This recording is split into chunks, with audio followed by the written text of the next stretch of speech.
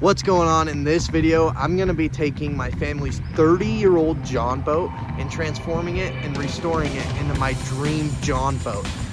Okay guys, here she is, the Sea King. Nicknamed her You Bastard. We're doing a boat build video for you. It was parked out over winter, so it had a ton of ice in it. The whole boat was full of ice. So I spent all day today getting ice out. I just pulled it in the shop, got the heaters on. Gonna leave it in here overnight to get the rest of this stuff. I just don't want to damage the boat by breaking ice. Just kind of did that top layer, gonna let the rest melt overnight. But I'm going to pull off this bench. I just pulled out this nut. There's just 3 on each side. It has the cabinet underneath. I'm gonna pull off this bench and this bench. I have new bench tops for them. I also am going to clear the foam out of these cabinets, and I'm going to put a hatch lid on the middle bench and the back bench. I just picked up a new outboard. As you can see in that box over there, I just picked up a new trolling motor. I'm going to pull the seat off. I'm going to put SeaDeck on the benches, and then I'm going to build a subfloor with SeaDeck. And then I got to get my fish finder on. Got to get my bilge pump in. Good morning, guys. This is the next day, Saturday. I got all the benches off.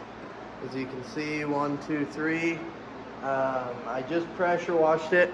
I don't think this old Jon Boat has been pressure washed for a lot of years. Down here in these cracks, these riveted ribs, there was just so much dirt and stuff. I had to pressure wash it like 5 times, and I still ended with that big pile I got to get out. And then I got clear Flex Seal that I'm going to be using on all the rivets and bolts and holes in the boat, just for peace of mind. Last year it floated great, there was no leaks, but just for peace of mind. Few things. I'm going to be painting it with this Rust-Oleum. I've seen a lot of YouTube videos of people using this, and it works really good. So I just got 2 quarts. I'm thinking that should be enough. I'm going to spray it on with a gravity-fed air gun, but with spraying I need to thin it, so I got some acetone. I'm also going to be wiping it down with acetone. Alright, I cleaned up the inside, just got the first coat done on the inside. I think I'm going to paint the transom there, and then I'm going to paint the tops gray and give it a second coat. And then we're gonna start working on the benches. And I finished painting the inside. I started, these old benches have foam in them, the bench compartments. So I got all the foam out of this bench, and I fabbed a new bench top on it, and I cut a hatch lid, like so. And that is all storage in here, this whole bench. I'm still going to SeaDeck here and here on either side of the hatch, and I still have to get the foam out of that one, put a top on like that one, and SeaDeck it. But I have the other hatch for the back bench, and then the front bench really is just plywood. This stuff right here is called Dibond. It's aluminum, plastic, aluminum, super lightweight, lasts forever. Put that on top so the SeaDeck has something to stick to. Just got that bench fully SeaDecked. Stuff is looking sweet. I dig it so far. Got to paint these, the front and back of the bench. I'm gonna head home, and then hopefully Monday night I can do the back bench and the front bench. And then Tuesday I can start on the floor. I bought this SeaDeck for super cheap on Amazon. I got 2 4x8 foot sheets for 150 bucks. And it sticks great, especially me putting it on aluminum and stuff. I'm sure treated wood, it could work. But I'm also pairing it with this 3M Super 77 adhesive promoter. Just spraying down the surface and the edges before I put it on. And so far, I mean, it's sticking great. Okay, guys, just got that 3rd bench finished. I'm just gonna throw some paint on these cabinets for my under storage. Gonna paint those two tonight, but got that front bench on. Did a quick hit with the laser, boats and hose. Kind of funny. It's off one of my favorite shows, Step Brothers, classic. This cockpit framed, and we got the first layer of foam on each side for buoyancy. We're gonna leave the middle open, but my dad came and we came up with the idea of doing a T right here. So this 2x4 rests on the bow, and then we screwed in this middle support. Then we're gonna throw off a side support that'll rest on the boat that'll screw into here, and another one here. But right now my dad is just cutting out the template of cardboard for what the sheet of plywood needs to be to go on top. I'm gonna do a sheet of plywood and then a sheet of aluminum on top of both of these. And then I'm gonna deck the floor.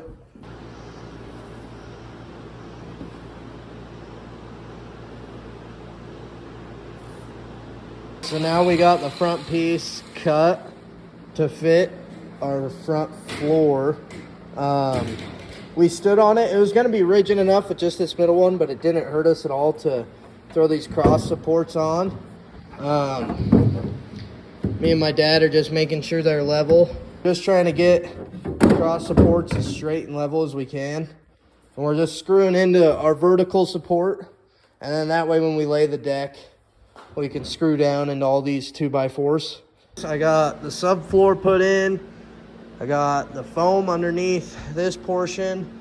I got the subfloor for the front all the way put in. After last night, me and my dad got the plywood in. I sealed the bottoms. Now I'm just sealing the top extra good. I put them in to seal the tops because I got to do some touch up on the inside of the boat. So I'm going to seal the tops with the same paint I've been using. I got both pieces of aluminum cut. I just got to put the SeaDeck on them tomorrow. All right, guys, here's the reveal. This is what I've been so excited about. 90% of the boat is done, and it is so close to being ready to fish. And I'm so happy I started early this year working on it, because really I'm not going to be able to hit the waters I like to hit for at least another 3 weeks. So I have time to do the electrical part and the trailer. But the boat as a whole, cosmetic-wise, is done. And I can't wait to show you guys. Check this out. Guys, it is so pretty. I got the inside of the boat painted gray. I SeaDeck the floors. I SeaDeck the benches.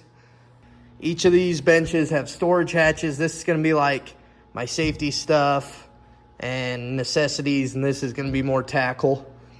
I got the name of the boat that my dad put on it 20 years ago.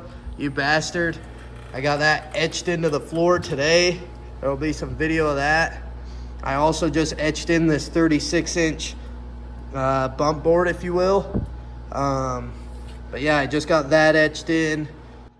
And guys, it looks so freaking good. It looks like a whole different boat. I'm so excited to get this thing out on the water. The coolest part about these boats is it's an old Sea King 12-foot aluminum boat. Luckily enough, my dad gifted me this boat, so I didn't have to go on Facebook Marketplace or Craigslist or KSL and buy one. But you guys could find a boat just like this for a few $100. And the craziest part about this boat build is I kept it under $500. And I'll tell you a little bit how I did that. I was able to trade some gear for a gas outboard. I was able to trade my ice auger for a brand new trolling motor, so I didn't have to buy any of the motors. I was able to buy the paint, the plywood, the dye bond, the hatches, and all that. And I just ordered the fish finder, the batteries, the bilge pump, and the trailer stuff. And guys, I kept it under $500. And I don't know about you guys, but this boat right here is plenty good enough for me to catch some bass on it. You can spend a lot of money on a bass boat, which is fine and great if you have the money. But if you're a guy that just wants to get out and fish and just enjoy it and not break the bank, guys, you really could get a boat just like this and do everything I did to it for about $800 to $1,000 if you have to buy the boat. If you already have a Jon Boat laying around, guys, seriously, these conversions make the fishability so much better. They look so much better. You feel so much better taking them out. And I am more than excited here in about 3 weeks to get this thing wrapped up and get it out on the water. You bastard needs to be ripping some whips. And I cannot wait, guys. Anyway, I'm going to close this part out. The next part you're going to see is some bilge, wiring, fish finder, and hopefully the trailer. Last few steps. But anyway, here she is, guys. One final look, and we're going to get on to the next steps. All right, guys. Came over to my brother's today. We pulled the boat off of the trailer. That's what's so nice about this thing. You can pick it up with 2 guys, move it. My brother's helping me wiring in the lights, my brother and dad. We just sanded it and we're giving it a fresh coat of paint. We just put this brand new winch on it. And yeah, here shortly, just a few more things, wiring and painting, and the trailer's gonna be done. I got new side lights. I got new tail lights back here. And then today, I just got the bilge pump installed. And I drilled this angle right on top of my boat into my transom, so I didn't have to punch another hole in the boat. So I got that screwed down, painted, and the bilge ran to it and tightened. I got the bilge screwed into that cross member. I'm running the wires. The wires aren't finalized yet, but I have a transducer wire right there that runs out to my transducer. And I'm gonna run the bilge wire right underneath as well. Literally all the electric is my bilge, my finder wire, my trolling motor. I got the fish finder mounted on a ram mount on the side of my boat. Turned out super easy and quick. I ran the transducer wire there over to the finder, and then I ran the power wire back to this corner. So as far as the layout goes, I'm gonna have a battery in that corner where all my electric's gonna tie into, and then I'm gonna have the gas can over here and my gas outboard right here. Alrighty, guys, Stock and I just went and picked up the battery and battery box, and we just wired everything. We wired the bilge, trolling motor, and the fish finder. Super simple. Like I said, just 3 things on the as far as electric goes on the boat, all to one 12-volt battery. Mainly just going to be running the trolling motor and the fish finder on it, and then when we need to, obviously, we can pump out some water. But yeah, it's all done now. Wired up, everything's ready to go. Now we just got to mount the gas outboard. We're gonna be fishing this week.